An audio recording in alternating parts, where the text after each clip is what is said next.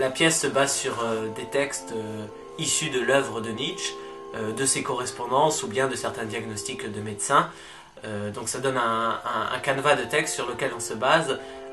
On a donc notre personnage Nietzsche, il est déjà fou, il est dans un réel médical et il va s'échapper de ce réel pour arriver à des sphères beaucoup plus oniriques et ainsi retraverser sa pensée sur laquelle il a travaillé durant toute sa vie, autant les termes de surhomme que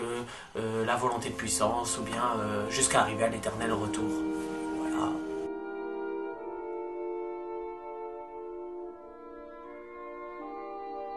Ça peut sembler être pour un public très averti, mais en fait pas du tout. L'œuvre de Nietzsche est une forteresse, on pourrait l'imaginer ou la comparer à la Bible ou au Coran. C'est pas facile d'accès forcément, mais il y a des portes d'accès et ce spectacle en est une.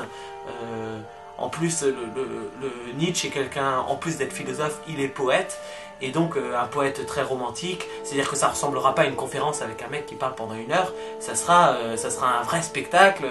le personnage va voyager dans des mondes, autant il va arriver en haut des montagnes, qu'au fond des grottes, que dans les profondeurs de mer, il y aura beaucoup d'images, ça y va quoi.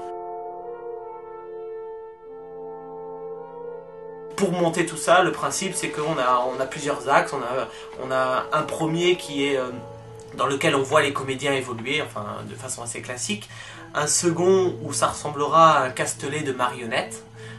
où le Nietzsche d'un coup devient marionnette, et un troisième où on a des vidéos projetées sur le décor, beaucoup de vidéos, on a plus d'1 heure de vidéos qui seront projetées sur le décor et qui représentent de ce qu'il y a dans la tête de Nietzsche, c'est-à-dire qu'on est soit dans sa tête, soit au-dessus de lui, soit avec lui, et tout ça nous emmène dans un tourbillon d'artifices théâtraux qui crée un spectacle virevoltant.